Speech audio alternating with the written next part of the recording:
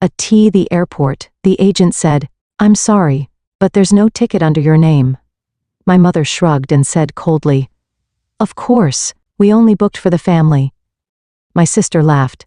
"Maybe you can take a cheap bus and catch you up?" I quietly walked away.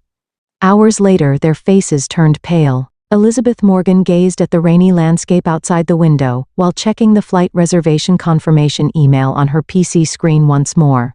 Her slender fingers moved swiftly across the keyboard, verifying that all details were correct. As an accountant by profession, she was meticulous about every single number. "Everything looks fine," she whispered to herself, tucking her long black hair behind her ear as she stood up from her chair. The living room walls were adorned with numerous family photographs.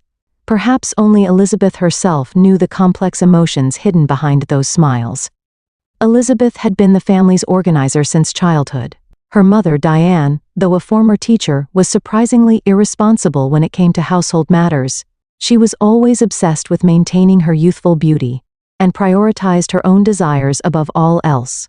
Most notably, she blatantly favored Elizabeth's sister Amanda. "Elizabeth, how are your preparations for the European trip coming along?" her father Robert asked in a gentle voice as he entered the living room. He had just recently retired after a steady career as a banker. Behind his mild expression, there always seemed to be a hint of regret and resignation. Elizabeth felt a tightness in her chest whenever she saw her father, who had almost no say in family matters, overwhelmed by his wife's strong personality. "Yes, everything's on track. I've booked the hotel in Paris and arranged local tours," Elizabeth replied with a smile. Like other family trips, she had planned, reserved, and paid for most of this European vacation.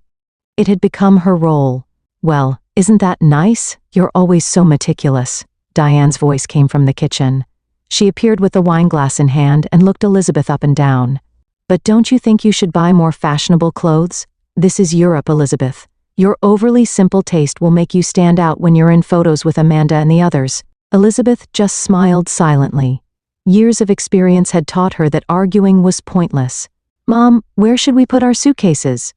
Amanda's cheerful voice rang out from the entryway. She worked at a marketing company and was a fashionista who always kept up with the latest trends. Her husband James stood beside her holding a large suitcase. "Oh, Amanda, James, perfect timing. Elizabeth was just saying she's finished all the preparations." Diane rushed over to her daughter and husband, embracing Amanda. She smiled pleasantly at James too. He was an ambitious man making his way up in real estate, and Diane's favorite. "Thanks as always. Without you, this family trip would never have happened," Amanda said cheerfully, but her eyes lacked genuine gratitude.